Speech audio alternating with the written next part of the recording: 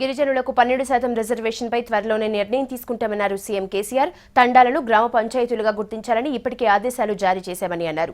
మాజీ మంత్రి రెడ్డి నాయక్, ఆయన కూతురు మాజీ ఎమ్మెల్యే కవిత కేసీఆర్ సమక్షంలో టీఆర్ఎస్లో చేరారు. నేతల భేద అభిప్రాయాలు లేకుండా పనిచేయాలని కోరారు కేసీఆర్.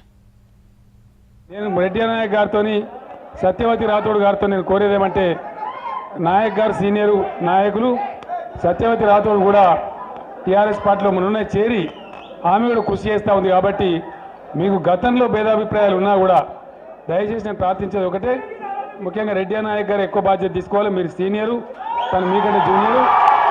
కాబట్టి అందరినీ కలుపుకొని రాజకీయాలలో ఎవరికి ఉండే ప్రాధాన్యత వారికి ఉంటుంది, ఎవరికి ఉండే పాత్ర వారికి ఉంటుంది. మనకు కొత్తగా వచ్చిన తెలంగాణ రాష్ట్రం యొక్క పునర్నిర్మాణం ముఖ్యం కాబట్టి, ఇక్కడ దళితులు గిరిజనులు అన్ని విధాలుగా అభివృద్ధి చెందాలి. కాబట్టి మనం ఐక్యతను పనిచేయడమే తెలంగాణలో ఉన్నటువంటి రాజకీయ నాయకుల యొక్క కర్తవ్యం ఈ టైంలో.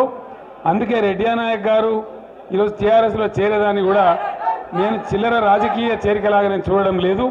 గతంలో కూడా నేను చెప్పినాను, వారికి చాలా అనుభవం ఉంది, వారి నిర్ణయం తీసుకున్నది. ఎందుకంటే ఇప్పుడు ఈ టైంలో ఖచ్చితంగా తెలంగాణ ప్రభుత్వానికి అండదండలు అందించాలి, పటిష్టంగా ఈ ప్రభుత్వం పనిచేయాలని చెప్పి వారి నిర్ణయం తీసుకున్నారు.